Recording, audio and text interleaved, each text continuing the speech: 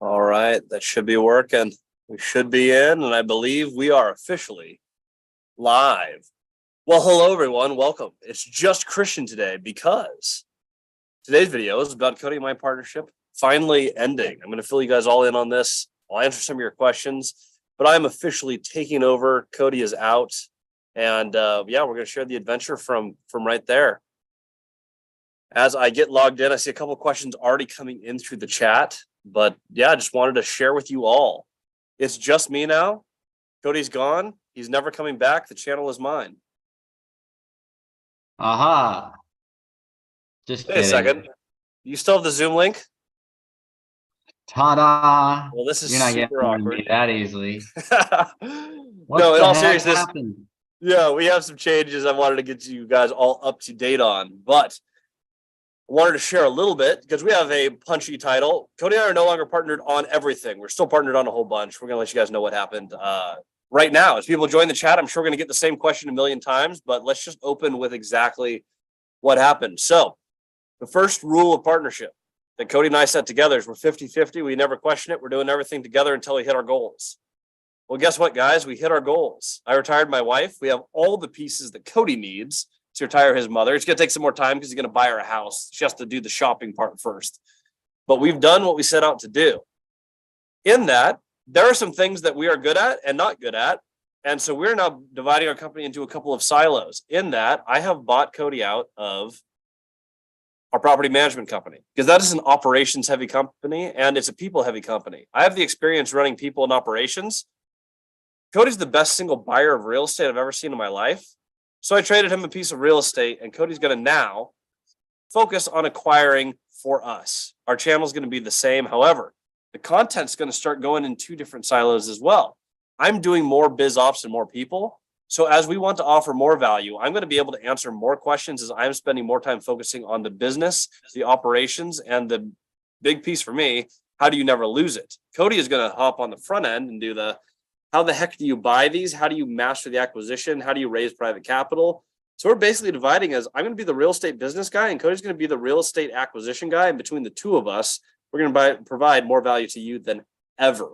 But that's a huge change for us. So stay tuned for that journey. Cody, thank you for letting me own the company that retired my wife. That is a big deal for me. And I appreciate having the security of offering her a job. That is pretty fun. And thanks for the Sixplex. I got a free Sixplex. It only cost me a lot of money, but it was free from Christian. Tell a little bit of the story of the Sixplex. There's a reason that we chose that asset as the trade for multifamily. What's the story behind that, and why is that the property that you wanted in exchange for that company? Yeah, so a long time ago, long ago in a galaxy not that far away, I had my 30 apartments and I owned them outright.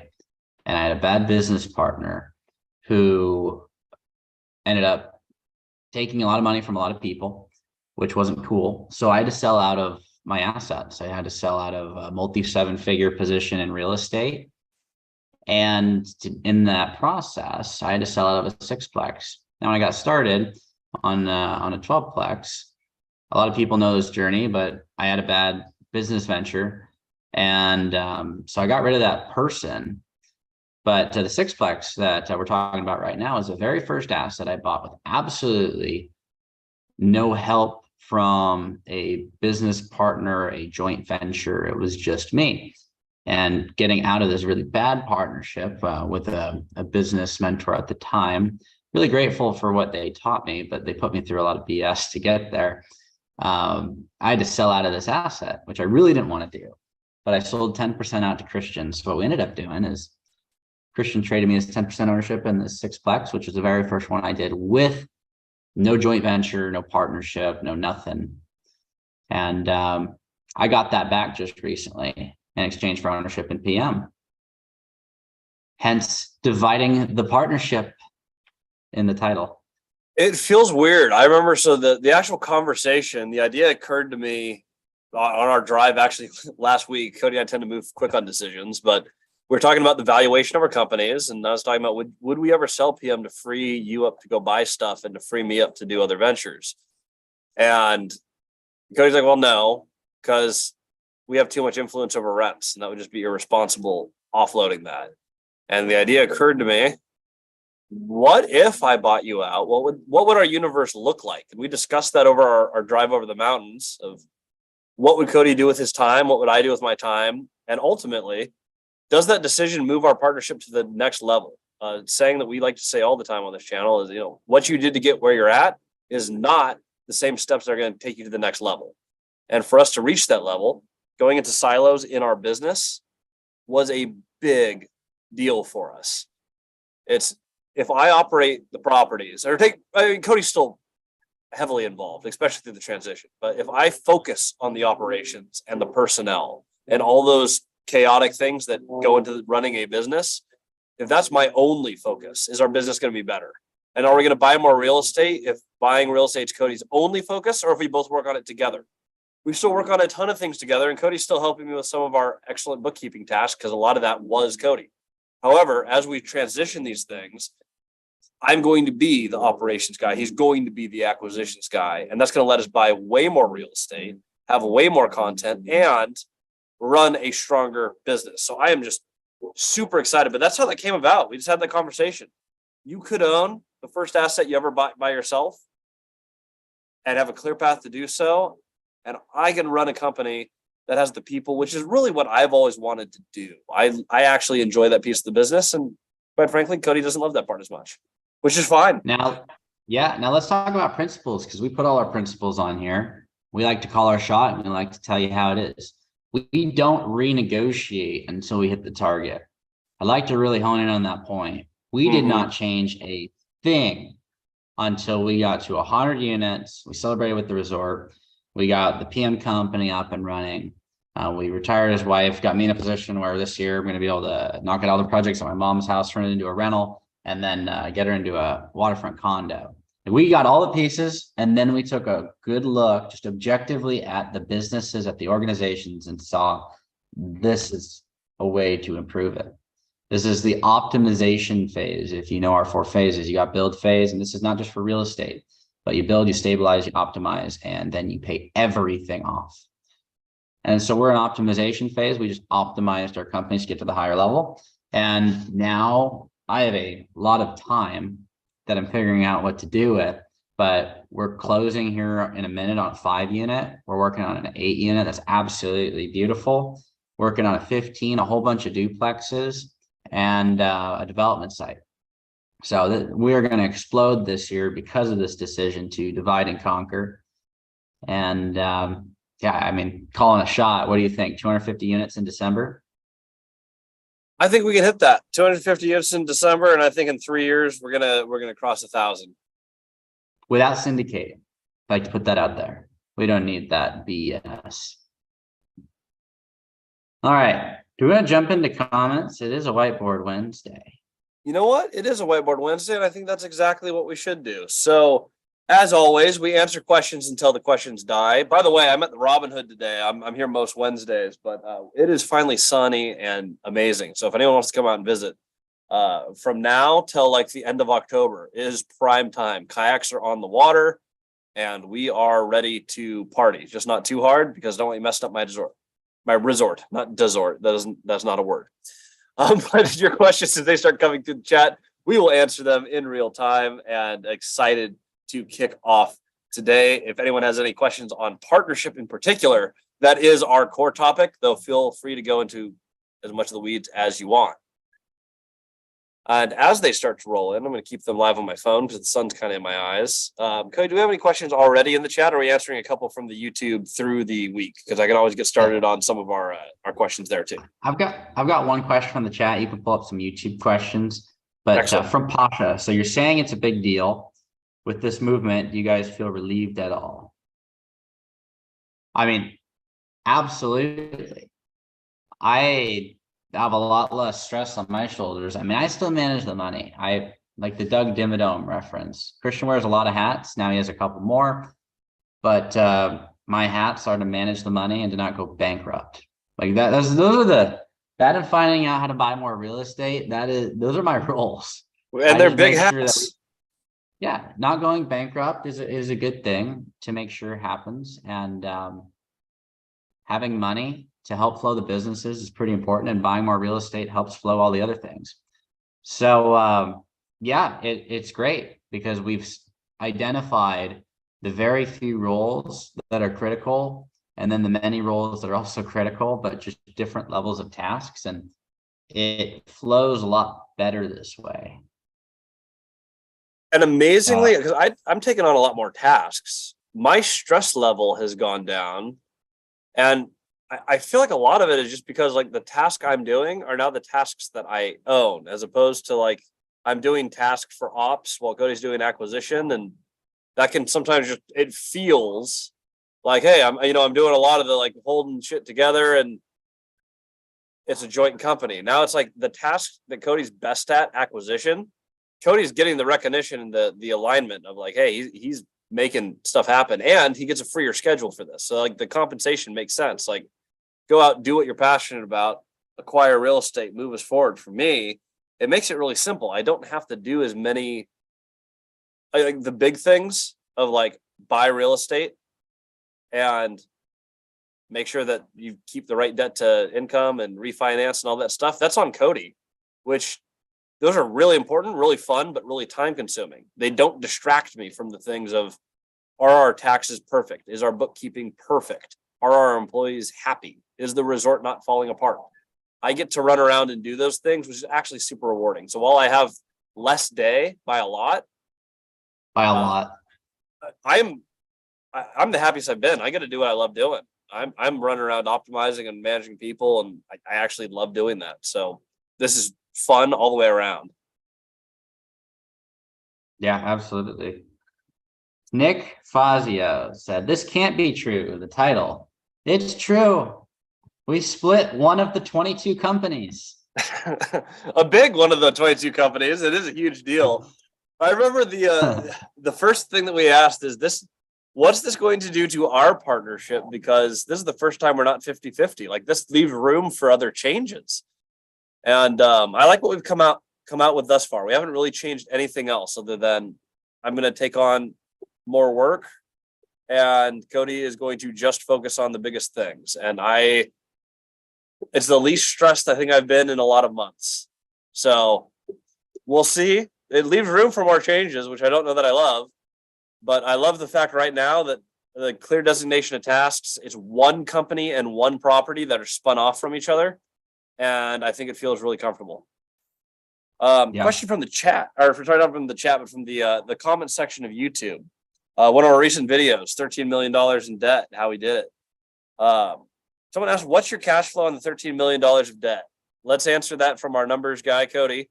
Both right now, this second, and where it's going to be in about 3 months, because we're finishing up about another 12 renovations, and lease up is about 7 days behind finished reno. So we rent them, or we renovate them, we lease them. So where are we at today? Where are we going to be in 3 months? Yeah, I mean, right now, I want to say we're at probably like 8 to 10,000 bucks. It's not amazing, On that much but debt? No. no, that sucks. However, we're filling over 20 rentals right now at about an average rate of $1,000. So we're going to triple the cash flow in a minute, and we're buying more assets, and we just bought a sixplex, or no, 12plex, sorry, and that 12plex has 6 vacancies. And as soon as we rent that out at market rent, we get it fully stabilized. That'll cash flow like $6,000 almost. It's like $5,700 a month, and that's not that far out. I mean, that's probably in 6 to 8 months. And I'm not even including that cash flow in numbers right now. So, I mean, realistically, by the end of the year, if we didn't buy anything, even though I know we're buying stuff, the real estate will be net over $40,000 a month. And that's outside of the other companies. And for 2 guys that started with next to no money 2 years ago, I'm happy with that. I am too. It's sort of adventure. That's not to mention that in addition to all these things, as part of optimizing, stabilizing, somewhere in between of those two sections, we're paying off a lot of our most expensive debt. And so we're writing pretty consistent checks out of that cash flow to pay down some of our more expensive notes. So that's also going to help cash flow a lot. That's a throughout the year process, but there's a few or we're just going to knock out in their entirety, which is going to up global cash flow notably. Absolutely. And if you pay off debts, I mean, that's from Gary. I'm meeting with Gary tomorrow. But if you want more cash flow, borrow less money. So Magic. we're going to borrow less money. It's just going to come from using cash flows to pay it off. And when it's all paid off, there's a lot more money coming in because our mortgages are well over $50,000 a month now. Ooh, we got a good one in the chat. I'm surprised we haven't gotten asked this question before. With contract for deed, who has the benefit of depreciation? Because you guys both show up on title. There's equitable and legal title on that one. I know the answer, but Cody, want to share the contract for deed, how that works and how equitable title works? Yeah, I mean, we're getting so we did a cost seg. We did the Pheasant Street apartments, and we did a cost seg on that. We're entitled to 100% of those benefits because their legal title is the way that they're backing it. Now, I'm not talking as a CPA. Like you should go question them, but it's like a car, and so your lender is going to hold the title of the car, but it's your car. Similar to if you were to go buy groceries, you put it on a credit card. Who holds the debt, but you get the asset. So while you're in possession of the asset, you also have the tax benefits in this case. And so we're getting the write-offs on all of our contract for deed real estate. It's just the way that they're backed with that attorney structure.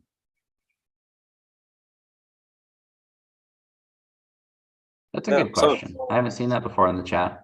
Yeah, that is an excellent question. I've had that come up a couple times on calls, but I just realized I don't think we've ever touched that on a YouTube. The one question in the chat, and then I'll keep scrolling through some of our questions here throughout the week. But from Nick Wood, Christian, will this delay your Texas stream? I hadn't given that thought yet. It might, but that wasn't one of the original goals. Yeah, that was my second goal. We hit the first one. Texas has been a big one for me for a long time. I think realistically, maybe by 6 months, might make it faster. Who knows? That's just a good question. I should have asked myself that earlier.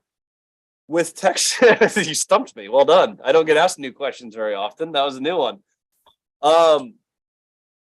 So if I'm successful in what I want to do for the company, I'm eliminating some expenses that we had that allowed Cody and I to both operate, and I'm taking those on myself. If I can offload those to a full-time employee instead of Cody, one, they cost less than a Cody. And two, if I can add these systems in within a reasonable time, because I was realistically looking at 1 year to Texas, I may be able to put in the automation for the business, since that's what I focus on, where I actually have more freedom to move than I otherwise would have. It will either accelerate my move to Texas, or it will add an extra year because things are harder than you think they are on paper every time. But I'm going to say it's going to do something. It'll plus or minus that by 6 months to a year, and I'm not sure how it will affect it. We'll find out. I'm not sure if it'll delay it, though. I might actually add enough systems where I have more freedom than I otherwise would have had as far as geography. Yeah, and PM could get huge. I mean, that's a big opportunity. Well, Christian's scaling that. I'm going to pay off my Sixplex. That's going to be buy cool. My freedom. It's going to be fun. Only assets in cash. Going to be the next Dave Ramsey. I just did it backwards. I took on so much debt that I don't have any. Is that how that works? Yeah. Provided that you use the cash flow to pay it off. Yes. Let's see. Do you guys have completely separate business accounts for each of your assets? For each of the organizations, yes. And we've got 22, now 23 bank accounts. So that there's a handful of orgs in our world. So separating the one, while it's a rather important one, is still a very small portion of our universe. We like to keep things independent, make sure everything is in its own sector. And there's a couple LLCs that have a couple assets in it. So we don't have different bank accounts for each of those assets because it's one company. But yeah, That's how we operate. We like to keep things independent because every company needs to be able to survive on its own. They don't have to grow up on their own. We had a company that would do a bunch of distributions to us, and then we'd have to do contributions to float one of them because we had a little baby company that wanted to die, and we didn't want it to die, and now it's doing fine. But yeah, and the goal is to get everything to eventually survive on its own. Yep, 115% accurate. That is all I want, and that is my main focus. Is can the things 115. Well, I was That's at a big 100, but percentage. now I have more bandwidth because this is all I Well, do. So. There's only 3 types of math people: those who are good and those who aren't. That is also accurate. So I had this one's a comment from YouTube, but it gives me a thought I think it's worth sharing, and then we'll just hop into the chat because you guys are asking some good questions now, and we'll keep up with those. But someone just said, "Don't buy a resort in your 20s." Horrible idea. This is a good conversation piece because I would say there are some pieces of owning the resort that's actually a good conversation of, was this a distraction from what we're doing? What were our lessons from doing this? And would we do it again? Are all things that are worth asking on the back end. And so I have my own thoughts, but Cody, I'm going to pose a question to you first. Someone said it's a terrible idea to buy a resort in your 20s. Was it a terrible idea to buy a resort in your 20s? From a branding perspective, it was great. I get to say that I did something that not many people will ever do. So that's kind of cool. But I've had this conversation multiple times with Christian where we've said, if we hadn't bought the resort, we'd have no financial stress. We would just be good. So that's kind of a bummer. The resort added a lot of variables to our existence that we didn't need to add, but it was the next step in the adventure. It was the right decision. However, if we were just doing this for money, you'd be absolutely right. Buying a resort in your 20s is not the move. But the adventure is what we were after, and want to build a legacy, want to show people that, hey, you can absolutely do whatever the heck you want. You can do it without any money. You can do it without a bank. This is all the stuff we did to buy this resort. We bought it without any cash of our own. And you can do it. But we're here online saying you can do it. And had we not done that, not taken that step, that part of the adventure, now we wouldn't be able to share it with folks when we do our little real estate summits. We wouldn't be able to really live up to what we tell everybody. So I think it's absolutely the right thing to do if you're trying to build a brand and really show what's possible. But if that's not you, I mean, it was a dumb financial decision. Long term, it's a really great idea. Short term, it was stupid. Like, we shot ourselves in both feet, both knees, and then finished off in the heart. Like, it was dumb, but it's absolutely going to pay off. It just added a whole nother level of chaos that was unnecessary for 1 year into partnership. Yeah, yeah. Okay, so your take's pretty similar to mine. Setting your foundation for what you want to build is critical. And the foundation for what we wanted to build was we really wanted to be able to push the education piece to other people on what is possible. And so foundationally, fantastic decision. If the goal was simply, hey, we want to hit our original goals, I just want to retire my mom, I just want to retire my wife, we have the portfolio to do that. And we could have just focused on what we had, and we could have been 100% done. And that is ridiculous. In less than 2 years, we could have got into real estate, bought everything we wanted, stabilized it, and retired. Like, I could just be done and in Texas right now. However, I'm grateful for the adventure. And I do, I'm a little biased because I'm sitting here in the sun right now at the resort, and it's actually like, it's fantastic right now. However, if your goal was just to hit your original financial goals, you want to hit $10,000, $20,000 a month, 0%, this is a terrible investment. Laying the foundation for what we want to build, in 8 years, this resort will be completely paid off with no other partners. It's just going to be Cody, me, and we have a partner who is actually my director of PM, Hannah Caldwell. She's a minority partner on this, and she's a fantastic, fantastic asset to the resort. Could not run it without her. What this let us do we inherited someone else's employees, which we've never done. So it got us through merging companies. So we did a merger with our PM company and the employees at the Robinhood. The actual acquisition had a bunch of business components, which were a lot of figuring out on how do we break up the transaction. What we learned doing this and what we're going to continue to learn through the next year is going to make us better players in the long run, astronomically better operators. But does it make sense to buy a resort in your 20s? I would generally say, no, don't do it. It's really hard. And there's easier ways to make money. If your goal is to make money, and granted, this makes a lot of money, but you can do this with far less work by scaling up multifamily, which is why our YouTube channel and our core strategy is multifamily strategy. This is not a multifamily strategy. This is a Cody and Christian super fun, really hard project. Yeah. Speaking of multifamily strategy, check out multifamilystrategy.com because you can. All right. No more questions. Let's see. We got some more questions here in the chat.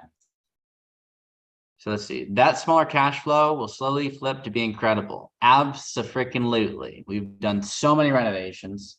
I mean, we've dumped over $1 million on our properties. I just did a 150 reno on a little 12-plex. But we're flipping the income switch here. We have great places to live, and we're getting those leased right now. Super stoked about that. Haven't been there before. We decided to take on all the hard stuff during winter, and it sucked. What questions, this is from Alex Hawk. What questions do you ask to get owners to offer to sell? So once you've mapped out the circle drills, they understand where you're coming, where you're going, what changes when you get there. And you understand the same 3 concepts and main ideas about them. How do you recommend I go about doing something similar to what you've done? That is the goer that has gotten me everything. How do you recommend I go about doing this? Because at that point, they know what you're trying to do. They know what changes when you get there. That's what creates the buy-in. And the buy-in is what gets you the opportunity. So you got to ask for the question. You got to ask that question, ask for the sales. Like, how do you recommend I go about doing this? And some of them may just give you some general advice at that point. But what I've found in the majority of my meetings, not all of them, is they say, hey, I've got a 5-plex, or I've got this 12-plex. I would, let's go there. Meet me there. Whenever I go and buy for some of the people that are helping me out, that are in my corner, like I view some of these people as close family now, but I didn't know them 4 years ago. Whenever they want to sell me something, they'll just say, hey, come check out the swimming pool over here. This is my duplex. What do you think? Some of those investors, like, when they helped us get started, and they've sold us some properties, but like Cody's meeting with one of them that helped get us started, where they called me 3 or 4 weeks ago now, saying like, hey, you mentioned that you had a great vacation in San Diego. I'm visiting San Diego for the first time. What was that brewery you mentioned? Like, the things that you're doing where they're going to want to seller finance to you as opposed to conventionally finance or seller finance to anyone else is going to be the actual relationship. So, I mean, honestly, sometimes it's stuff like, yeah, we talk real estate, but then I don't even drink anymore. And people are like, hey, you mentioned a brewery that you just love in San Diego. I'm going down. I'm like, yeah, dude, Ballast Point. Sent them a map, gave them my top 3 recommendations. Grapefruit Sculpin's a great beer if you guys haven't had it. You guys are in Cali. But like, those are the type of questions that are really going to get you deals that no one else have opportunities to. It's the questions that build a relationship where you guys text each other socially and you have lunch at their house. They drive you around in their truck. That level of investment is going to give you opportunities that no one else has. And we can have honest conversations. There have been times where they want 20% down and we literally only have 10%. We can have that conversation of like, look, I am your buyer for this. I literally don't have the money. I'd put 20 down if I could. I can't. I'm like, okay, well, it's you, so let's do it. And that is where you're going to get opportunities that no one else has. Yep. And I'm meeting with one of them tomorrow. See if we can swing an 8-plex. It's a beautiful asset. It'd be one of the prettier assets we own in the portfolio. I would say outside of the Robinhood, I don't know. Do you think it's prettier than Pelican Point? I think it might be. Yeah, it's prettier than Pelican Point. 3-bed, 2-bath, 2-car garages for each apartment, water view on the top of a hill, centrally located. I mean, it's going to be That'd be legit. I think it's the prettiest property that we would have outside of Union, Washington. We have a bunch of buildings here that are they're fancy. Yeah. All right. Someone said, let's say a 10-unit property was acquired for $4 million. That's expensive. Cash flow is about $1,000 a month. If you started with no capital, how would you acquire finances to do the renovations?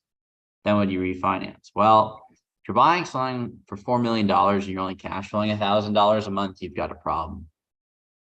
It's great if you can sign a piece of paper and add cash flow to your existence, global cash flow, that's phenomenal. But the problem is there's these things called ratios, and ratios are where people get out of whack with their personal finance, with their business finance. And this is why I'm super excited to be taking on all the financing stuff for the acquisitions in the portfolio, because I like numbers.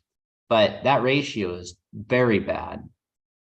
You have to be able to manage your options and your obligations. And if you're signing a $4 million obligation to make $12,000 a year, that sucks. Yeah, I think, yes, it does. I think that is that's 3% margin. Sounds right. Yeah, a year. That's scary, because your mortgage on that, if you have a $4 million loan, let's say you're at like 3% interest only, which is probably how that deal would have played out based on the numbers you provided with that pricing. You're going to be probably at 3% interest only. Your mortgage is going to cost you $120,000 a year, meaning you have $132,000 a year NOI, somewhere in there. That's pretty skinny. So I wouldn't sign up for that deal. I would find a way to get a higher margin. It might just come from having to borrow cheaper money, or just getting a lower price per unit, or a place that can get more rents. But $1,000 is phenomenal. My first deal was $800, but I only signed up for a quarter of those obligations. I had $1.1 million in obligations to get about the same amount of cash flow. My second deal was $1,250 a month net cash flow, and that was $680,000 of obligations. So you need to look at ratios and say, okay, if I'm going to make $1,000, maybe I make $1,000 in the beginning before it's stabilized for every $800,000 or every $1 million of obligations I take on, and I need a clear path to get that up to like $3,000 to $4,000 a month for every $1 million, because that original $1 million in obligations. Now, I'm playing with the asset right now, but that'll get it up to like $5,000 a month net cash flow, stabilized. Now, quick public service announcement. We're 30 minutes into the call. We're at 18 likes, 52 viewers. That means our ratio is a little bit off here. The rest of you guys, if you can give us a favor, give us a like. If you're in the chat on your phone, hit X, hit like, and then hit join the chat. But I always appreciate seeing those numbers a little closer together so that more people can see this. If you haven't yet, share a link with a friend, have them join in, have them ask a question. And lastly, YouTube tells us they like the super chat. You don't need to send us $50. You send us 99 cents. YouTube goes, hey, this is quality content. People are paying for it. So any of those things help. But at the very least, if you're watching this, give it a like so that more people know that this is quality stuff. We appreciate your support in any and all ways. For anybody that does super chat, we'll raffle off to one of the people if we get more than one. If we only get one, I'll go to you. We'll do I'm Cody doing Cody things shirt, because we can. I can commit to that. Whoever wins can choose their color. You can do blue, orange, or red. I think I have one of each. Send us your size. We'll ship you a shirt. So I don't care if it's 99 cents or $100. All super chats will be rewarded. If it's $1 million, I'm going to pay off my Sixplex. Yes. We'll do the raffle from this one next week so that you guys have to come back. Cool. Evil laugh here. Okay. All right. What's our next question? Can you guys elaborate the risk of over leveraging could carry? I'm not understanding the issue of over leveraging on long-term fixed rate debt. Yeah. So your bank, your seller financor doesn't care if all your tenants claim, well, I can't pay this month. So even if you add cash flow, if you buy a 12-plex and you cash flow $1,000, it's really exciting. If the rents are $1,000, though, you have one person not pay, you break even. You have two people not pay, you lose money. Now that's fine. Most people can float $1,000 if something goes wrong for a month. Problem is, what if you own 10 12 plexes and all 12 plexes have 2 tenants leave? Now, is that likely? Absolutely not. Is it possible? Absolutely. Or more likely, what if one person leaves and a couple people stop paying? Can you afford to lose $1,000 a month or $2,000 a month on 10 12 plexes? Probably not. So that's where you got to be really careful. And as we've built our business, everything has revolved around positive cash flow. When we do a project and we nuke, is what we call it, we nuke our cash flow on one asset, we take it super negative to fix it up so we don't have any problems in the future. We have to have enough coming from other sources so that we don't lose our butts, because we don't want to do that. So over leverage, I mean, your risk is you could absolutely lose everything. Your inability or your ability to get debt in the future may go away if you don't have a net worth. And so you're going to really have to manage your balance sheet here. Over leverage in the creative finance game is not LTV, because LTV, loan to value, only matters when you have to get new debt. The only time you have to get new debt is when you have a balloon or you negative cash flow. So make sure that you have positive cash flow, much more in excess of your monthly obligations. And it's going to start small, but it's all in ratios. And do long-term fixed rate mortgages. That's the simplicity. Okay.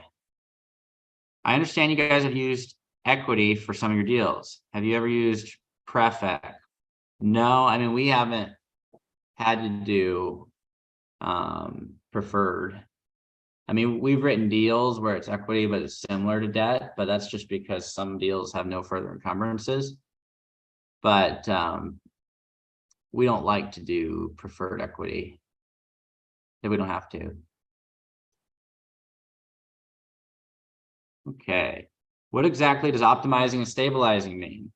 Ooh, Well, my favorite questions. you want So to talk about stabilizing? yeah, so let's talk about stabilizing. So the first thing you do is you buy properties. A lot of these, not all of them. There's some properties that we bought. They're just fantastic, stable, don't have to do anything. I'm thinking Pheasant Street duplexes, Pelican Point duplex. For some reason, a lot of our duplexes are really, really turnkey.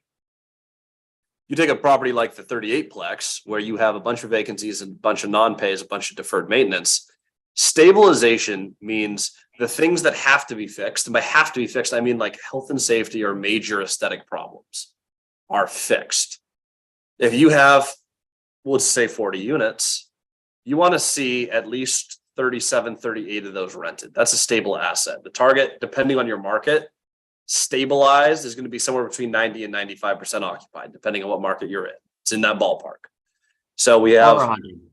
yeah, or 100. But generally speaking, if you have a big enough building, you're just going to have some vacancy at some point. A stable asset is one that is mostly leased or completely leased. No major deferred maintenance. Your water heaters aren't 25 years old. Your roof's not, on year 32 on a 30-year roof. Like your general maintenance is done, your building's occupied. That's a stable asset. Now, when you stabilize a portfolio, all that means is that's true of all of your properties across the portfolio. Now you have no major ticking time bombs and you have predictable, stable income. Things are working around where they should based on what you purchased. Cody, how do you take it to the next level on an optimization play? Yeah, well, I mean, stabilization is just going for consistency. When we're talking about optimization, we're talking highest and best use, hence the split of the PM partnership. It's not highest and best use of time to have us both in that organization and just get in the way. So we got to consistency. We know what our income is. We know what our expenses are. We know the general operations of the org. How do we take it to the next level? Well, Cody leaves. But no, in practical application for taking a property from stabilization to optimization, if you are getting started, you can't afford to get wet. So you don't rock the boat, right? You rock the boat, you can fall in. Not a great place to be. So you run it at status quo. You run it below market where you make money. And because it's below market, the people aren't going to necessarily leave as often. You don't rock the boat. When you go to optimization, you make that push, You push the rents closer and closer to market, you get the higher income, you get the lower expenses. And as a byproduct, you make a lot more money. But you're pushing beyond just getting consistent income. You're pushing for, I will maximize the opportunity at the highest level because I have done enough to warrant the risk of making the push. Which is why our cycles build and stabilize, so we get to consistency. Then we push it to the maximum output. We give it as much input as it needs to get the maximum potential output from an asset. And then we dead hammer. We used to just go build, stabilize, pay off, but takes too long if you don't do this step and really optimize for the maximum potential net operating income. Now, love this next question because I know how you started, and I know people that you branded with early on in your career. So this is a great question. What would 18-year-old Cody say to an owner investor that says you should syndicate? What would 23-year-old Cody say? So when you started syndication, what were your thoughts? What are they today? I'd heard about syndication, and I'd learned about it from owners back at 19 years old. People were telling me all about it, but it's not my thing. That said, there's absolutely a play where syndication can save your butt. And so I would want to know how they've applied it. Like, tell me about how you got started in this space. If someone's telling me about it, even today, I've met with Ken McElroy, I've met with Robert Kiyosaki, I've met with the Cardones, and they're all syndicators. They love that stuff. They love buying real estate with other people's money. It can work really well. However, when it comes down to actually going out and building the portfolio, I don't want to be like everybody else. So I would want to learn how they applied it. It's one of the reasons I went on and interviewed with Ken. I wanted to learn from his business model. On and off the camera, I was asking him questions. Asked him a lot of detailed questions off camera. And I just wanted to learn how he replicated what he did and how I could replicate it. I wouldn't necessarily use syndication to build the portfolio, but if I got in trouble, I own a lot of my stuff with Christian and I own some stuff without Christian below 60% loan to value. I could sell my real estate to a syndication fund that I also happen to own at a discount, get the investors a great return if I ran out of time and I wasn't able to refinance because acquisition debt's better than refi debt.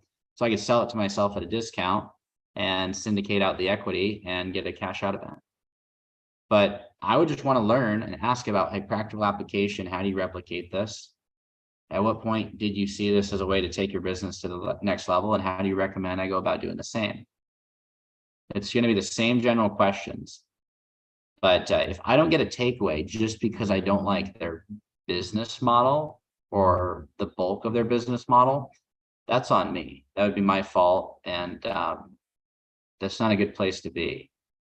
Always be open to learn regardless of whether you agree with the business model or not, because you get one takeaway and it makes the whole thing worth it. Fantastic. And by the way, we have 5 people from the super chats. We have at least 5 people who are in the running for a t-shirt next week. Some of them actually jumped into the chat after we announced that. So congratulations, Aaron and Matt, the Lumberjack Landlord. You guys could win a t-shirt for your contribution. So thank you very much.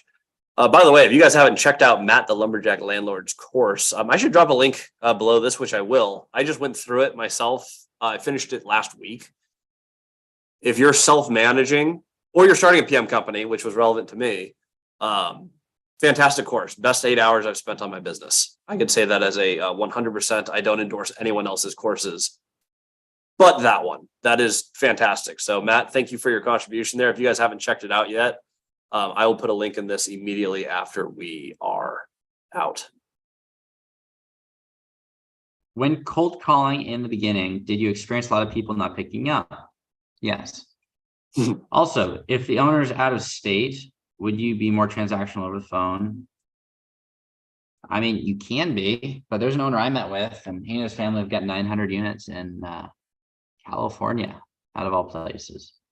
He lives in Colorado. That's a little ways away from Washington State. So what did I do? I tried to build a relationship, hopped on a Zoom call, and then a year later flew out to meet him. And I was in town for 12 hours. It was worth it.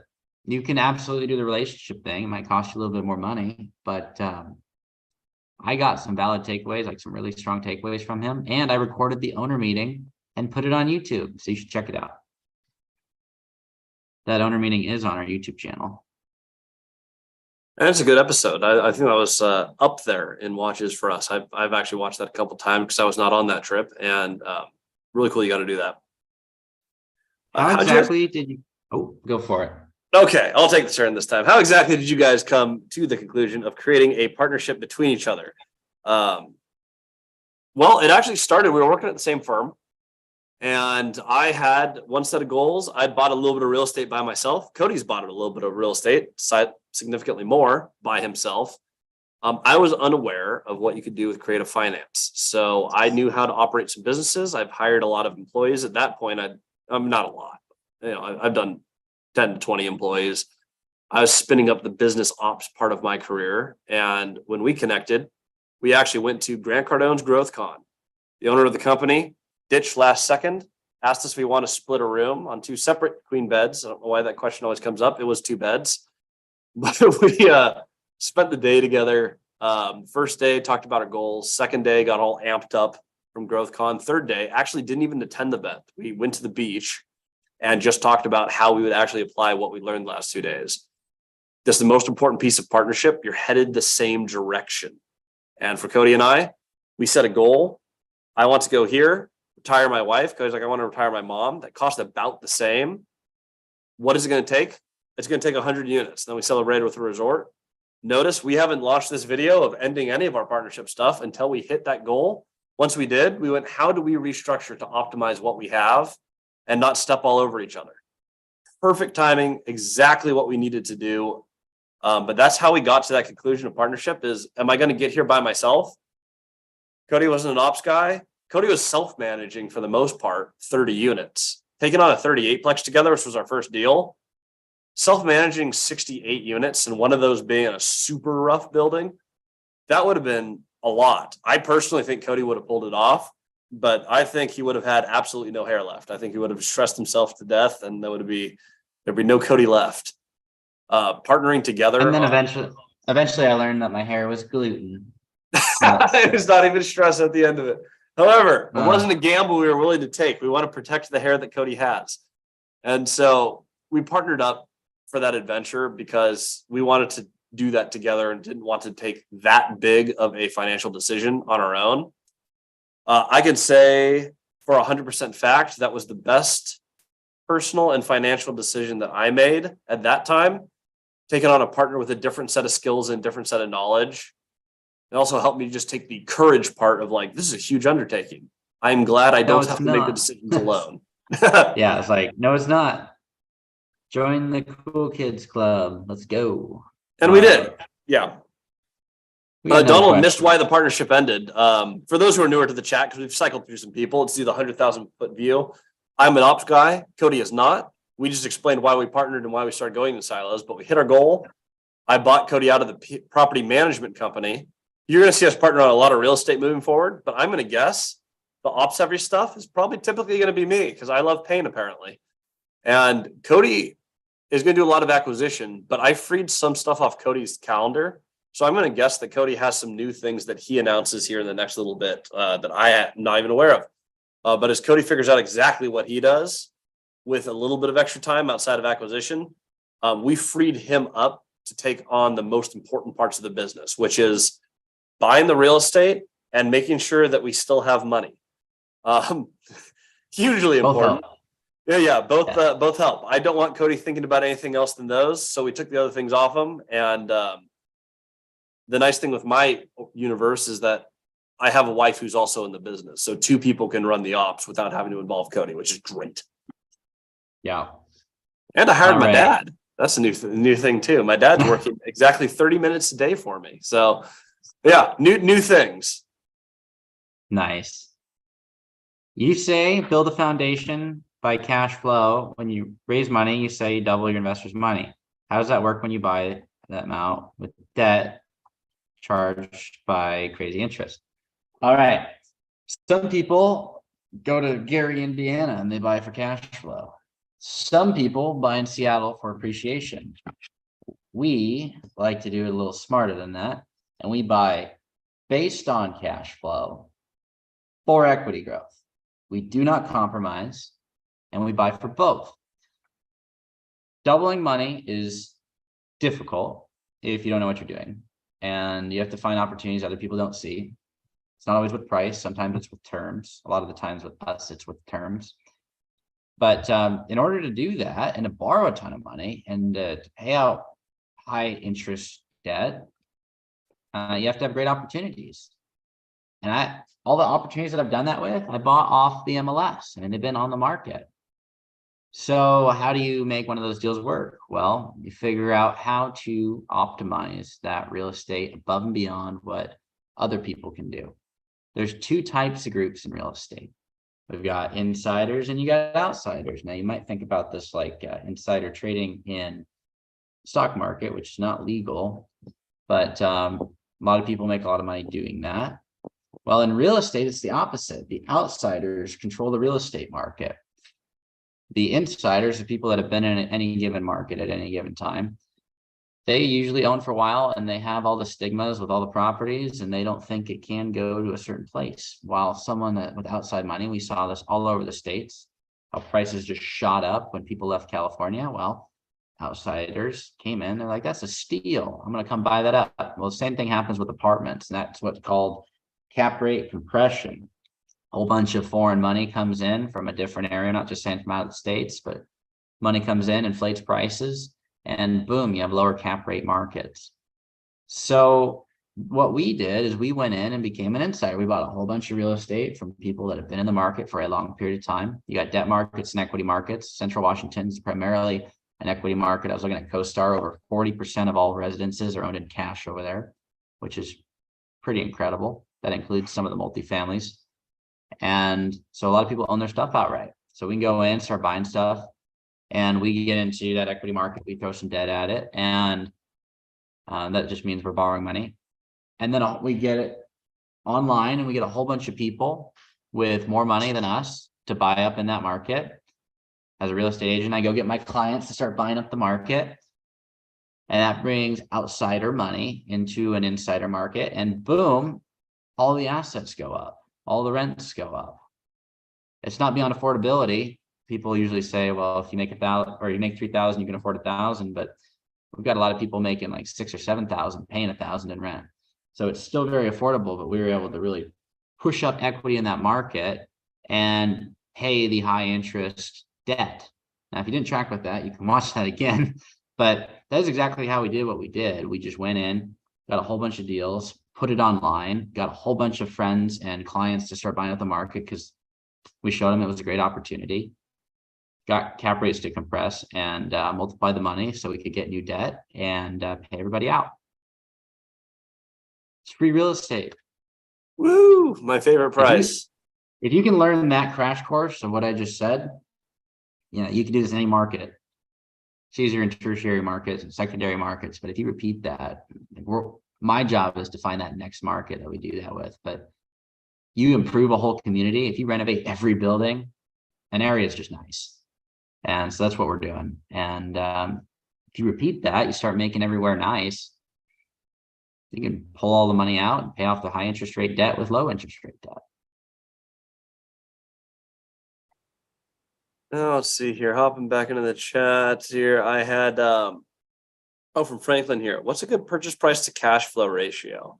So I don't worry too much about the purchase price. I mean, now the actual cash flow I worry about, but that's going to depend very much on what market you're in. There's some high appreciation areas and some non-appreciation areas, so you can go anywhere in there.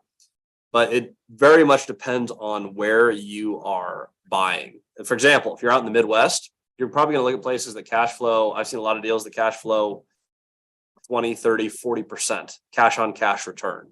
So the money you have invested versus the income, net operating income, or sorry, just net income to the property, not just operating. That includes your debt, but your income minus expenses divided by your purchase price. That is going to be a huge ratio if you're buying a good deal out in the Midwest where you don't see much appreciation. For us in the greater Seattle area, we own a little bit. We have some in Central Washington. We're in higher appreciation areas. So for us on a deal where I'm seeing 8 to 20% cash flow in a high appreciation area where I am 100% sure I can hold that in long-term fixed rate debt, I'm starting to like those more in high appreciation areas. So it depends on your market, on what return you're expecting to get. But that's the main thing. The most important thing that I worry about beyond that is, are you borrowing cheaper than the property yields? So if you have a property that yields 6% if you owned it in cash, is your true cost of capital less than 6%? I want to see those sort of numbers. We cover that in depth in our course on multifamilystrategy.com if you want to see some visuals on that. But I think that's the most important thing. If you can borrow cheaper than property yields, you're probably making money. Just make sure you do that on long-term debt. James asked how to learn about what we do. That is multifamilystrategy.com. Check that out. Oh, I have a cat in the way. There we go. Okay.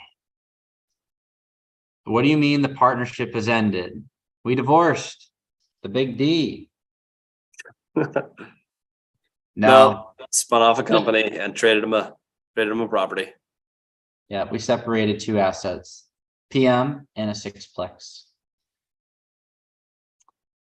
Okay, let's see. You read that one. You said you thought you already knew everything about real estate investing when you bought the 12.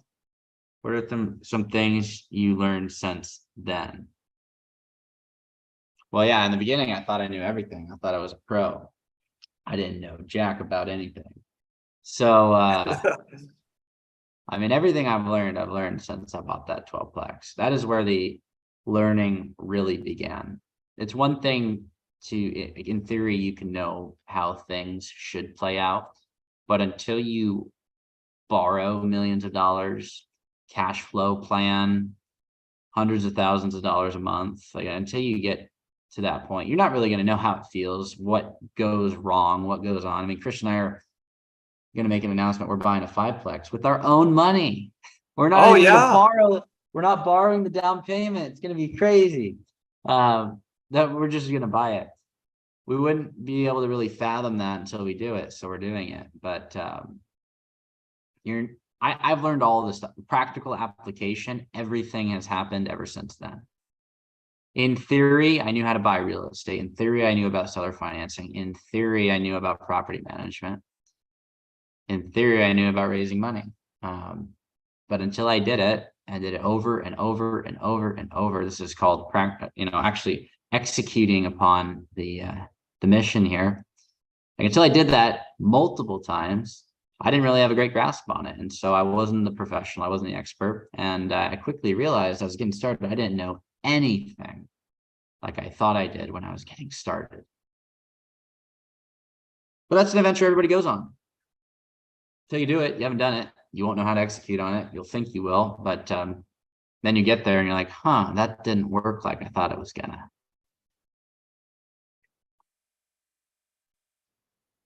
Lumberjack, thank you for the super chat. We appreciate you. All right. From Dylan, what software, website, app do you use to find seller contact details on properties you're interested in? Well, I use Google Maps, and then when I find Google Maps, I figure out who the owner is, and you can use that on a county assessor.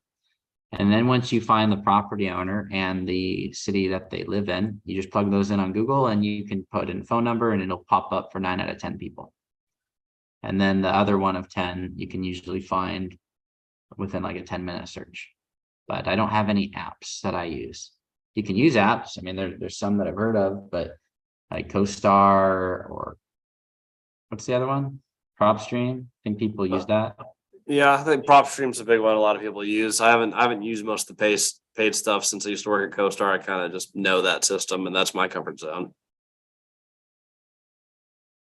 Thanks, Aaron. Good to see you from South Dakota. It was good to see you in person at the Robin Hood. Thanks for posting those photos. I didn't even know some of those existed till yesterday. All right, if you're doing a lease option on exiting debt, wouldn't go. I'm gonna try and reread this question.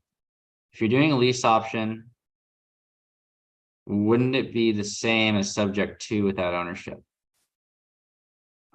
Subject to is just a clause in a real estate contract, so they're not they're not the same. I mean, you could equate things to be the same, but it's also like saying I just got a mortgage without getting a mortgage. I mean, you're signing a lease. Talk about options versus obligations. You have an option to buy something, but you don't own it. It's just rental arbitrage. In some states it's legal, some it's not. They're pushing away from lease option because it can be highly predatory. So I wouldn't do it. We looked at doing it. I'm glad we didn't, because the person who's going to do it with us was highly predatory on both counts. Go figure. Yeah. So I wouldn't do it at all. Agreed. What's up, fellas? Maryland checking in. If you don't know it, these two guys are no BS, real deal. Aw, thanks. I appreciate that a lot. Speaking of the real deal, I did just edit the description of this video. So if anyone wants to check out Matt's course, that is now in the description. Just so you know, Matt, that's what your $10 gets you. Welcome to Go Matt. Yeah, there's your endorsement. It's now paid. Matt is a better operator of real estate than both of us.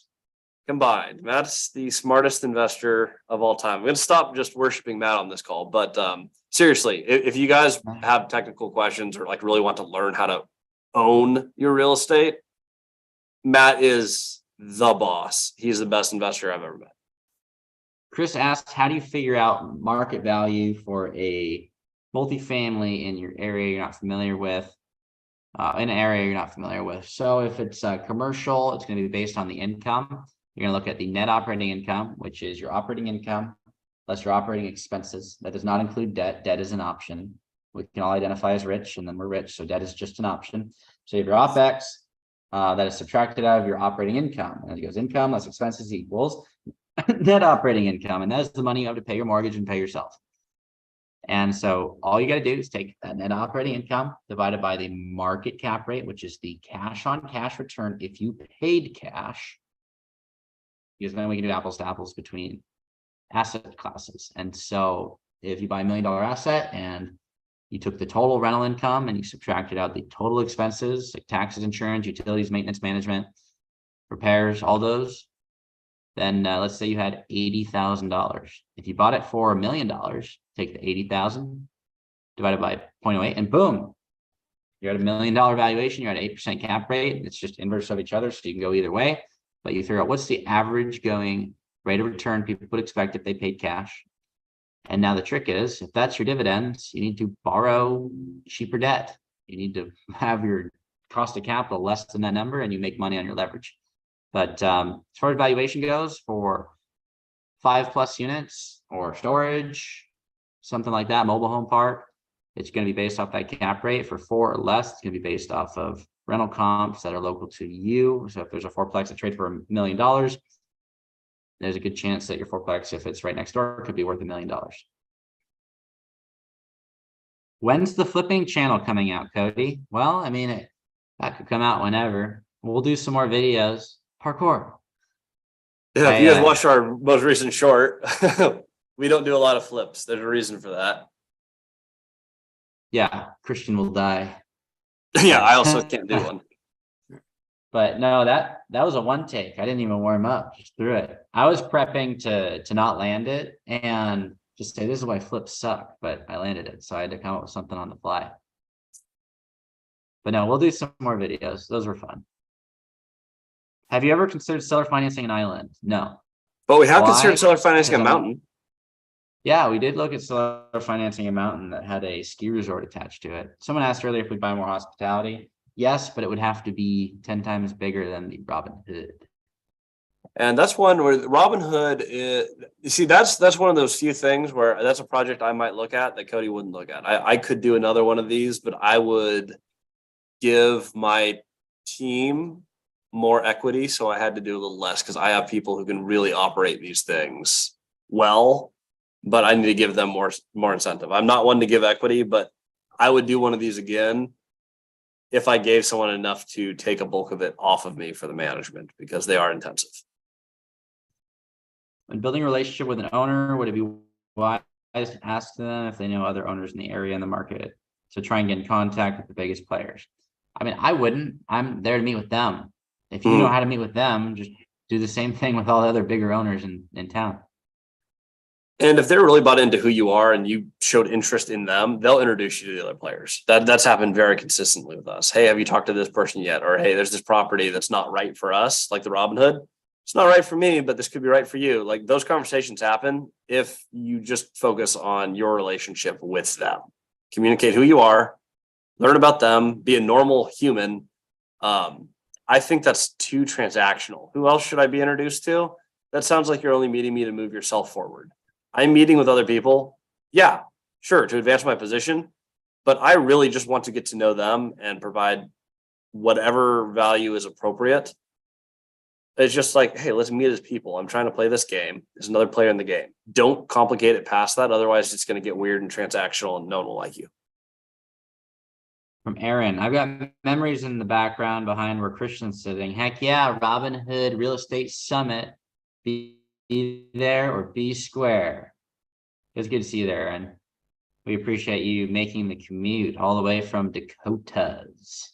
Our next one will be an outdoor event. I believe it's going to be August, so more details coming. But I think because this one we stacked this room. This room was full. We're in our bar right now. I'm thinking we probably do 100 to 150 people for the next event. So if you guys want to do the next one, it's going to be a big one and really going to be hard to compete with better speakers because that was about man, we had a good lineup last time. But we're going to bring in as big as we can get. We will deck out this event. So save the calendar for late August. From Nick Wood, multifamily strategy is awesome. Joined last week, and I've learned more than I ever thought I could in a short time. Nick, that's awesome. We appreciate you, and grateful that you're part of. What are we calling ourselves? The squad. Squad up. Someone screenshot that and put it on our website. Thank you, Nick. I appreciate that a lot. We love teaching. If anyone else wants to learn any of these things, I know we've talked a little bit of math today, especially.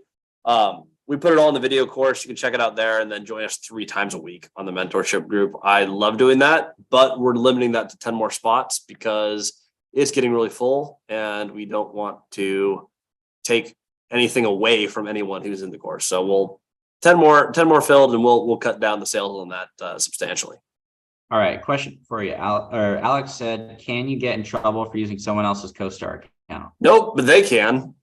They will get banned and fined and oh man, CoStar is extremely litigious. They will go after you. I've had clients who've shared it. First thing they do is they're going to put you on facial recognition. And what people don't realize with facial recognition with CoStar is it is actually your computer or phone is going to be taking a picture of your face. So I've had clients who hold up a picture of their face to get someone else in, and CoStar gets a picture of them holding up a photo of themselves, and that is audited. Cracked me up. But yeah, they will do everything in their power to prevent or to protect their intellectual property. And CoStar makes a lot of money. So yeah, you can get fined, you can get shut down, and yeah, it gets nasty. And they will collect on the rest of their contract even after they shut you down. They'll send you to the nastiest collection people. Yeah, don't do that. And it turns out when you have 10 figures in the bank, not in assets, but in the bank, you can kind of do that stuff.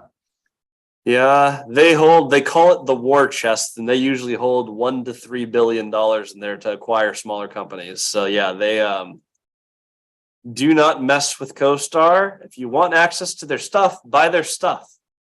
It's not a Netflix account. You can't share with your friends for $6. Yeah, go Andy. He's accumulated a little bit of the wealth. Fun All times. right. What do you tell the inspector to pay a special attention to when inspecting a multifamily that's a little older? Well, I don't give them any. Yeah, like let me know how the building is. I'm not the inspector, they are. So tell me what's wrong. Yeah. One thing that this is a helpful tip though, almost related, but I learned this from our inspector. When you walk through the units with them to tenants, the first thing he always asks everyone is, hey, we're doing an inspection. Is there anything else you want us to communicate to the owner that needs to be fixed? He asks that in every single unit, and we learn so much about what's wrong with the property from the tenants. They'll let you know, oh yeah, there's a problem with the floor. I think there's a foundation issue, or it could be as small as like, I have a sink leak that they just keep not fixing. But you get to document all those things as you do your walkthrough. That's a golden question. I hear Cody ask it every time. I ask it every time. We just come in, hey, anything you need us to report to management? Excellent question. And that is a bonus thing to your inspectors walkthroughs that you guys add in, and you will document so much of what's wrong with your property. REI Stoners, hey guys, what is the benefit to a seller regarding capital gains tax? Don't they still pay capital gains on the mortgage each month? So they're going to pay cap gains at the end of the year, and their tax situation to them. So I'm going to caveat this with them, not a CPA. They need to talk to their CPA. But generally speaking, they're going to only pay cap gains on what you pay them in principal, because what happens at the IRS level, for example, if you default 2 years in, they didn't actually ever receive all the capital gains for the property. So they're going to be taxed on what they receive. Again, consult a CPA, but that's the general rule of thumb. It could be a huge advantage to them to receive less cap gains year over year, to put it on a note and spread out the cost. I know that's happened for a lot of people we've worked with. However, if you make the decision, the wrong decision, to try to sell seller financing based on their tax situation, you're unlikely to get it, because their tax situation is theirs. And if you start talking to them about their individual tax situation, they typically get uncomfortable or know that you're a novice, and they're not going to seller finance to you. Keep it relational, but good to know in the back of your head. They're going to get taxed generally on what they've been paid out of the principal, and then, whatever interest taxes, that's a separate 1099 thing. Turns out you get taxed when you make money. Okay. What are some key takeaways that you both have learned from your first deal that you wouldn't implement towards your future deals? Oh boy. So my first deal, I let someone else, I did the PM, but my business mentor at the time, he handled the rent collection. Like I would make sure it gets sent to the right place, but he would cash the checks. And eventually I stopped getting those checks. So I control the money. Granted, now that I'm at a PM, I don't control the money anymore. So Christian and I will have a stern talking with if something gets funky, but I also own almost all the stuff with him. So that would be hard to find a fight. And also Cody's still a broker through the PM company, and is a employee. So when he consults on any of the stuff, he gets paid. I've kept access to the book, so he can't modify the books, but he can see every single dollar in and out of every single account and every single piece of software. So he basically has owner privileges on everything. His past partner hid everything and siphoned the money off. They just embezzled the whole thing. That happens, I guess. We have safeguards against that now. Yeah. So I wouldn't do that. The other thing I wouldn't do on our first deal together, we promised some really high payouts to investors because the property could afford it, not because it made any sense whatsoever. I am all for giving huge returns to your investors and align the incentives with the opportunity, but we promised way too much on our first deal, and we promised everything on a 5-year buyout, and then had to buy out everyone in year 6 to refinance the property, or sorry, month 6 to refinance the property. We didn't have any contingencies for that. So we just had extremely expensive buyouts at month 6, where I'm like, oh, great. So we just gave people like a 200% return in 2 months. That was idiotic. We still made $1 million, but we could have multiple 6 figures of liquidity. Would have been a huge difference had we structured that correctly. So capital structures for me was the most expensive lesson. Live and learn. It happens. From lumberjack landlord, older buildings with the sewer lines, the joists pulling away from the building, water infiltration, chimney lining is an easy short list. Awesome. Yeah, we just bought one with the joist pulling away. Who But did? you need to be aware of it. We have a joist on that 12-plex that needs a little love. Oh, yeah, it happens. Yeah, left side building underneath the third unit. But if you're going to buy it, know what you're buying. And that's the point of the inspections, like Matt's point here. know what the problems are, and they need to be problems that you're capable of fixing. All right, we have one last, we got two questions. Still trying to find OPM to use. It's kind of hard. Well, deal debt equity, the OPM, the equity piece comes later. That if you don't have a great deal and you don't have the debt lined up, it's going to be hard to find.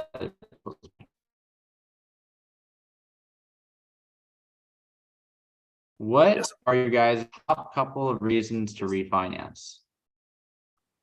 Top couple of reasons to refinance. One, to lower your interest rate. Now, in this market, that's not happening for a lot of people because interest rates spiked. However, great reason to do it. Two, to pull capital in your stabilization or optimization phases to stabilize or optimize your building. And that's what we did a lot of. We just closed a $2.3 million refi where we have another $320,000 to go out and renovate the 38-plex. So that's a legitimate reason. What we do though, and this is where I'd call it a bad reason to refi. If you're not lowering your expenses or pulling cash to improve your property, some people just refi to pull out capital to spend capital. That's the wrong thing to do. Once our buildings are stabilized and optimized, we're paying off the debt in lieu of refinancing. We're just going to pay it all the way down to zero. We're not pulling new money against the asset. That's done. So those are the reasons I can think of. The only other thing that we've done a refi where we pulled the capital and bought another cash flowing property with it. So if you're using the money for acquisition, stabilization, or optimization, valid point. If you're lowering your interest rate, could be really valid. Outside of that, I can't think of any good reasons to pull a refi. Cody, can you think of any? To extend your loan term. I mean, that's always my go-to. No. We had a 5-year deal. We took to a 10-year. You can't buy time. I mean, you can, just cost you money with debt products, but it's hard to get time in real estate because you can't just click a button and fix your problems overnight. That's one of my favorite parts and my least favorite parts. The tough times suck and the great times seem to last a while. So there's a lot less stress on that because you can't fix it overnight. But if you can get time, you can refinance one of your 5-year deals to a 10-year or a 20-year. Whenever you can buy more time and you can get it done and locked and in the bank, absolutely do it. No, we have the last few questions here. So I'm going to do the final call for get your questions in now because I think we have 2 or 3 left and then we're a wrap. We have 5 people who've donated anything to the super chat, which means 1 of 5 people is getting a Cody Thinks t-shirt. Really, it just helps us with the algorithm. So whether it's 99 cents or $20,000, it doesn't make a difference to the algorithm, I don't believe. So if you want to jump in and win the raffle and help us boost our channel, last call to do so. I'm going to take pictures of them, and then next week's we'll actually probably roll dice and see who won. That being said, let's get to the last 5 people we've got. Perfect. And we'll hopefully have a few more than 5 so that I can roll 2 dice. Because I like rolling dice. They're fun. All right. What's our next question here? Do you guys, I'm looking at Daylon's. If I missed one, Cody, fact check me here. But did you guys go through DSCR refi? Well, all commercial debt products are going to have a debt coverage ratio you're going to have to hit, but it wasn't just specifically a DSCR loan. No, just a commercial product. They have requirements we got to hit, which is 1.25 to 1.4, depending on the loan. All right. Let's see. Oh, I accidentally turned off my phone. Which that's okay. I got I did miss you one. Skipped one though. Yep. How come he was in control of rent collection when you were the one owning the property? I'm confused on how that works. Well, my business mentor, he owned a PM company. I did all the PM work. I did all the tenant communications, and I got free PM software, Appfolio usage. That's also where all the money goes through. So that is why. But now I have a rule that I have to be able to handle the money because that money stopped going to my bank account, which was tough.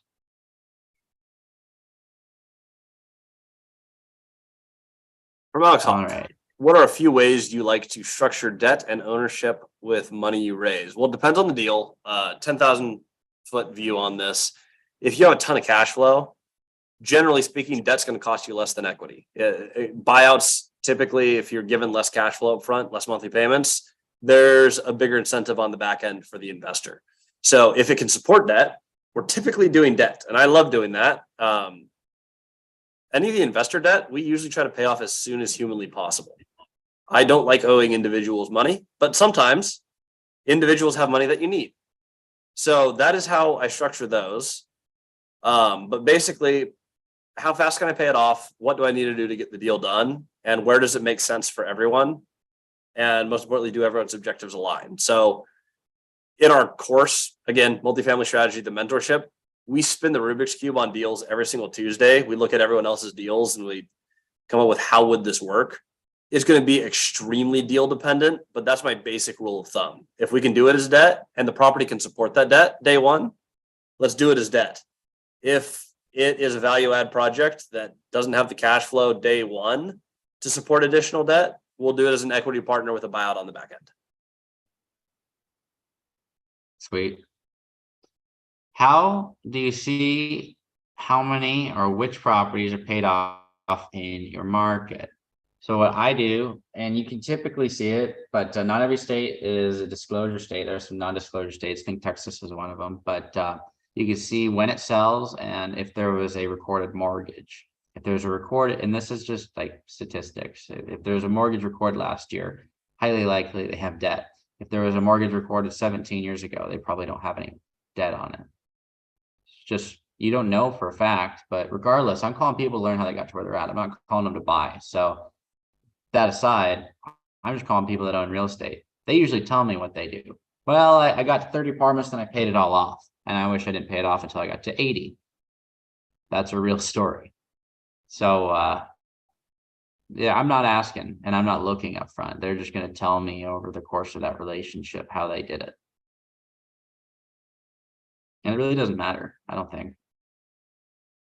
I don't try and just call people just because they own 100 units outright. I call people that we called some people that only had 21 units.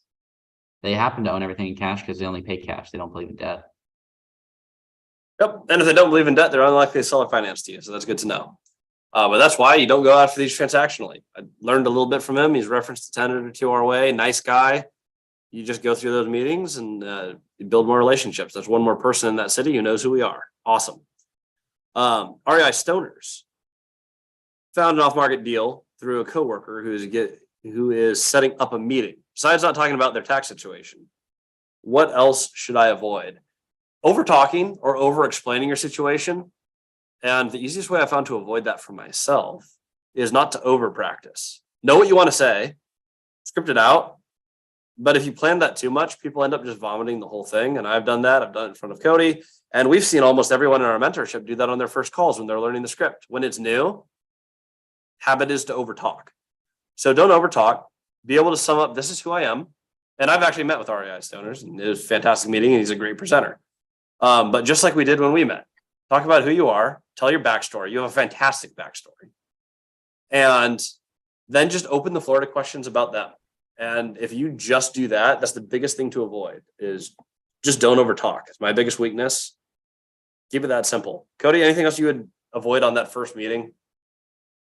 No, just don't be transactional. There's a point where you can get transactional with every relationship, but it's not on the first meeting.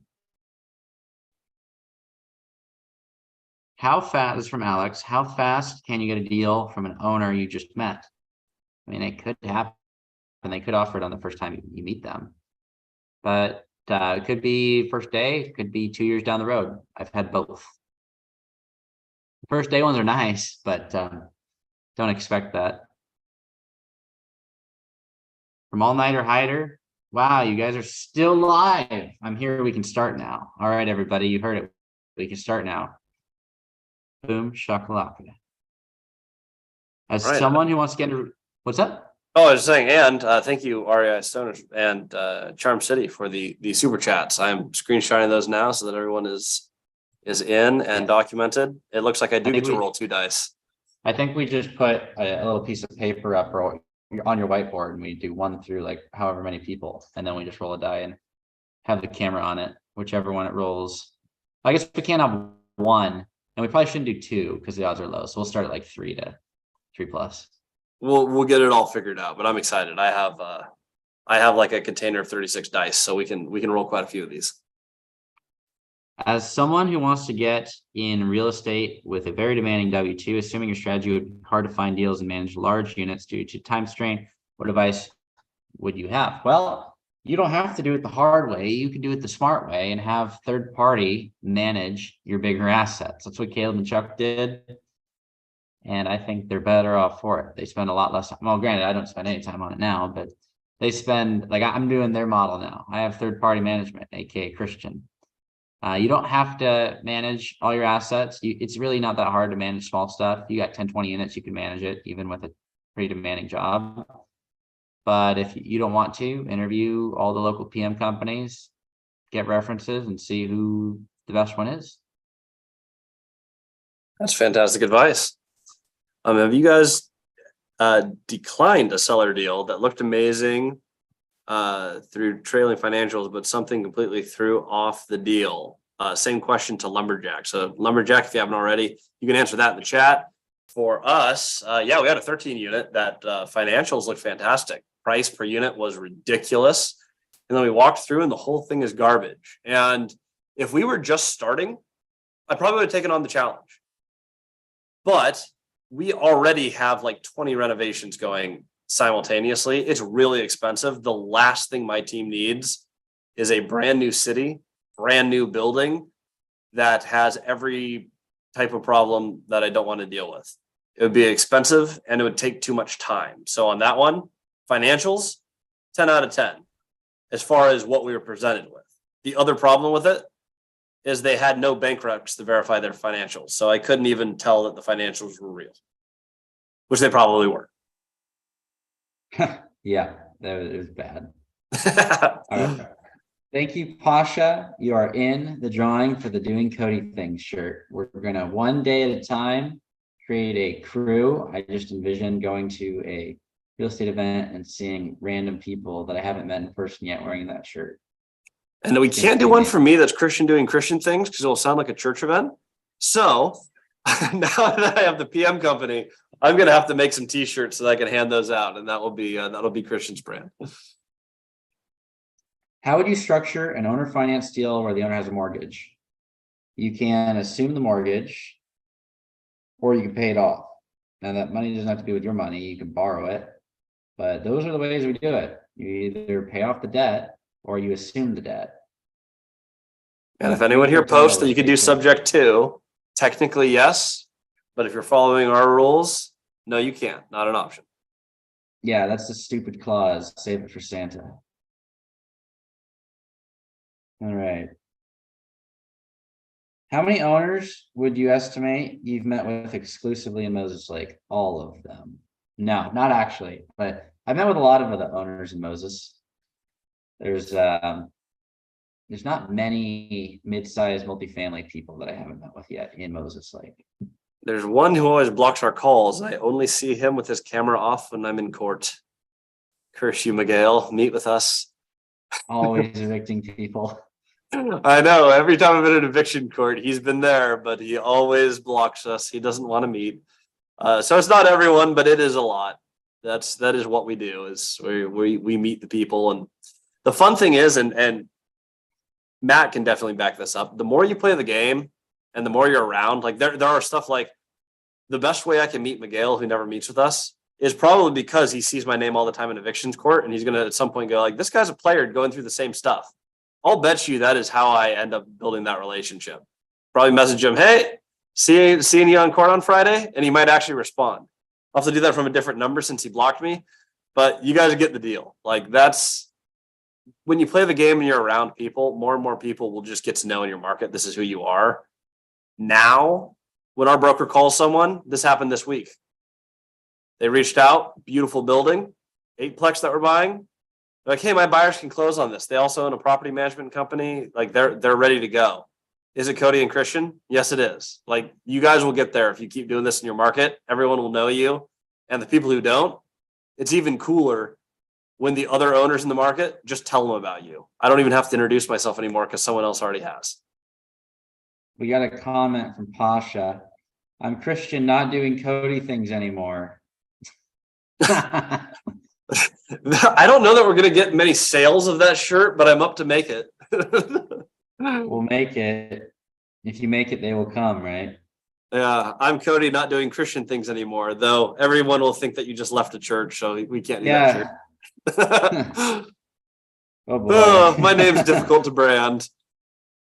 How Jesus has beat me quickly? to it. Yes. How quickly can you get to $1 billion net worth with your strategy? I'm wondering if it's possible. It's absolutely possible. When I got started, I wanted to become a millionaire, and it took 2.5 years to do that, start to finish, from nothing, just to get to $1 million. And then the next year and a half, more than tripled it. But the quickest way, and this is what my mentor told me at the time, the quickest, simplest way to become a millionaire is to borrow $1 million and let someone else pay it off. So your question is, how do I borrow $1 billion on an asset or on a bunch of assets that can pay itself off? You don't have to get rich yet, but one day, if you do a 30-year note, you'll have $1 billion worth of assets that'll, just for inflation, that'll be spitting out cash flow. And if you're a 6% rate of return market or 5%, $50-60 million a year cash flow, $4-5 million a month, that works. You just have to figure out, how do I buy it? How do I never lose it? How do you buy it? You find the deal, then you find the debt. You got to figure out, how do I get $1 billion of debt? It's a B. I don't usually think like that, but how do you get to $1 billion worth of debt with the deal? And then where's the down come from if you need it down? And then how do you never lose it? Long-term fixed rate debt and cash flow. If you have that with margin, you're set. But it doesn't matter how many zeros are on the end of your deal. You're just either going to have to figure out how to do bigger deals or buy a lot of little deals.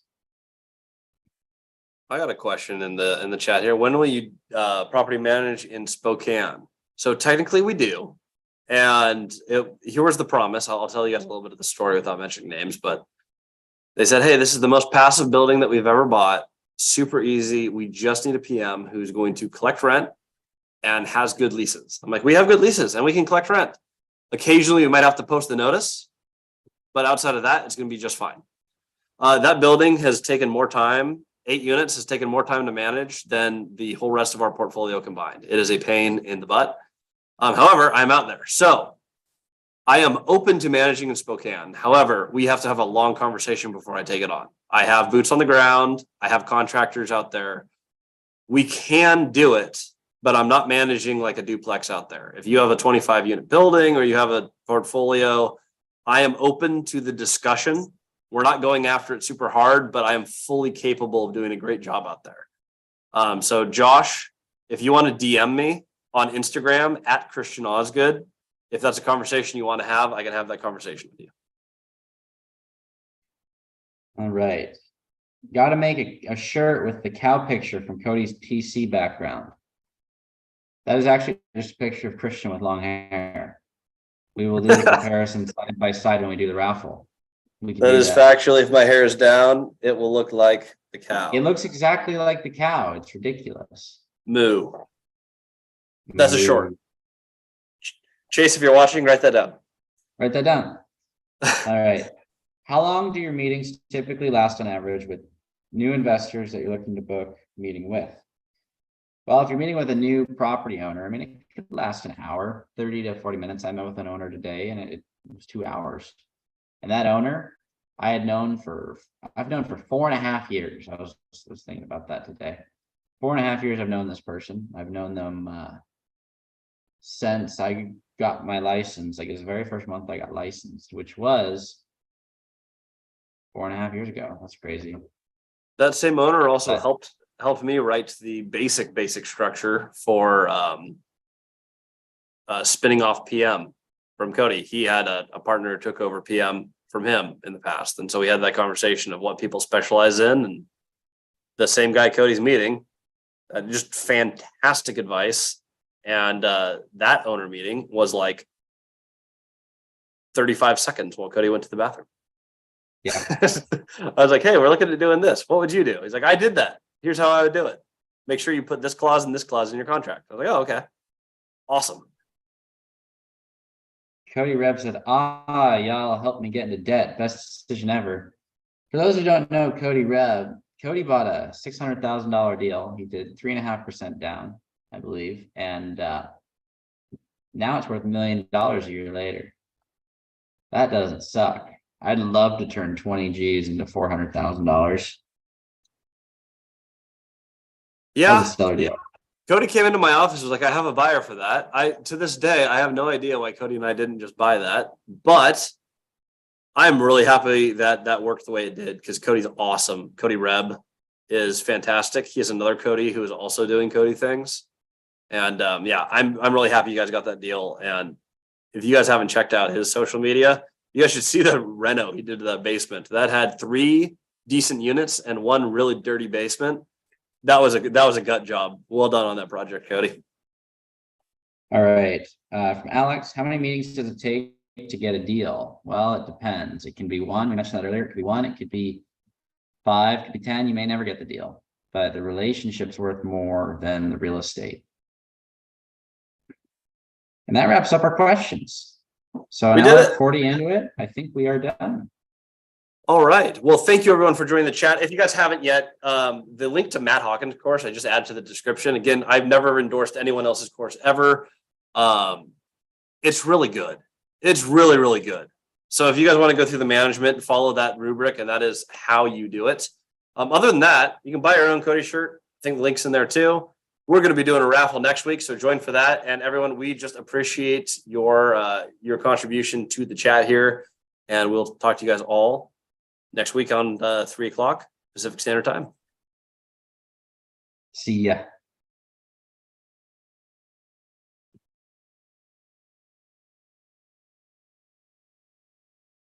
We did.